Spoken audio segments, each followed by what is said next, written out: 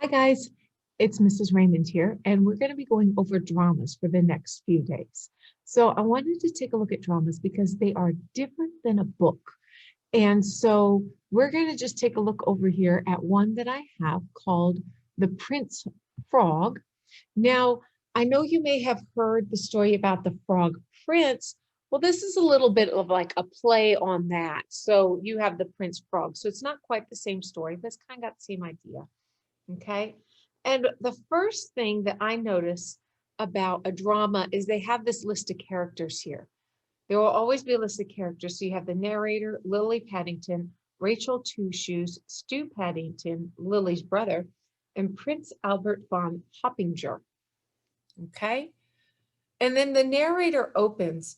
And what the narrator is doing here, when the narrator is just somebody speaking, Lily Paddington loved frogs. It was that simple. She had a frog doll, a frog wristwatch, a frog toothbrush, and a frog backpack. The only thing Lily didn't have was a pet frog. It was time for that to change. It was a beautiful spring Saturday. Today, Lily decided she was going to catch a frog. She filled an empty jar with leaves and added a little water. She cut holes in the top for air. As Lily and her dad were headed off to find a frog, she ran into her friend, Rachel Two Shoes. Now, what this has done, the narrator has done, is the narrator has told us about the main character, and the narrator has told us the setting. So it was a beautiful spring Saturday, and she and her dad are heading off to find a frog. So it must be, and I see here she's by a pond or something.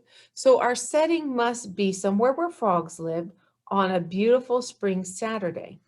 All right. Now we're going to start with our next feature of a drama, and that is the dialogue.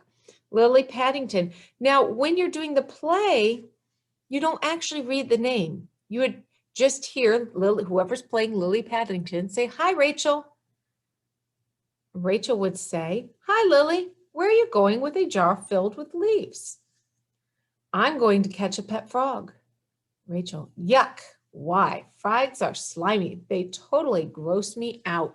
So I'm reading this to you now, but if you were to see this like on TV as a show or something, you wouldn't read the people's names. You would just see them speaking the lines.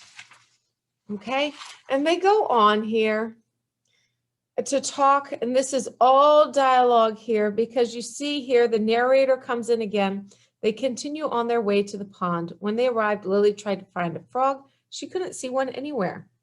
Maybe her brother was right. Frogs were hard to find. But Lily did see the oddest looking man sitting on a park bench near the pond. He was wearing a long purple robe. On his head, he wore a crown. He looked friendly, but also very strange. "Who are you?" says Prince Albert von Hoppinger.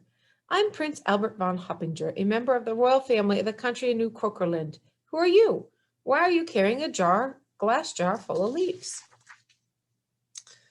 "I'm Lily. I'm trying to catch a pet frog." Now, I know in the original Frog Prince, there was a girl looking for a prince to marry. But in this one, we have, and she finds a frog, right? But in this one, it looks like we have a girl who's looking for a frog who finds a prince. Interesting. "Prince Albert, a frog? Oh my, frogs are the most devious creatures. They're always hopping this way and that. No, I think you would be happier with a hamster." Lily says, "I don't want a pet hamster. I have my heart set on a frog." And they go on to talk. Okay. So, and she gives him a chocolate kiss. And here we see these in parentheses. What this means, Lily handing Prince Albert the chocolate kiss. The chocolate kiss would be called a prop because it's something that they use. But Lily is handing it to him. So these are called stage directions. Okay, this tells them what to do. Like I said, all this in bold, we would not read when we're doing the play. We would just see it happening and we would hear it happening. All right. So far in a play, you'll notice that it starts with the list of characters. It's mostly dialogue. That means people talking back and forth. Here are your characters here. And then you have stage directions that tell you what to do. and you have a prop, which is the chocolate kiss. Also, that glass jar with leaves would be a prop. And then we also have the setting, okay? So this is your introduction to drama. This is a one-act play. We don't call them chapters. We call them acts, A-C-T-S. And this is just basically one scene with Lily traveling to the pond and looking for her frog, but she finds a prince instead. When she gives him this chocolate kiss, it's funny. He popped it in his mouth. In a flash, he was transformed into a frog. Ribbit, ribbit, ribbit. Prince Albert, now a frog, sat there puffing his cheeks. He looked like a very friendly frog. Lily knew he'd make a good pet. She picked him up and plopped him into the jar. Then she ran all the way home. Her brother Stu could not believe Lily's luck. Stu says, "That's amazing. How did you manage to catch one?"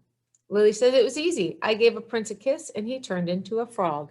So it is the opposite of the frog prince, which they would indicate also by the title, The Prince Frog. So that is your introduction to drama, guys. I hope you have a great day and we'll see you later.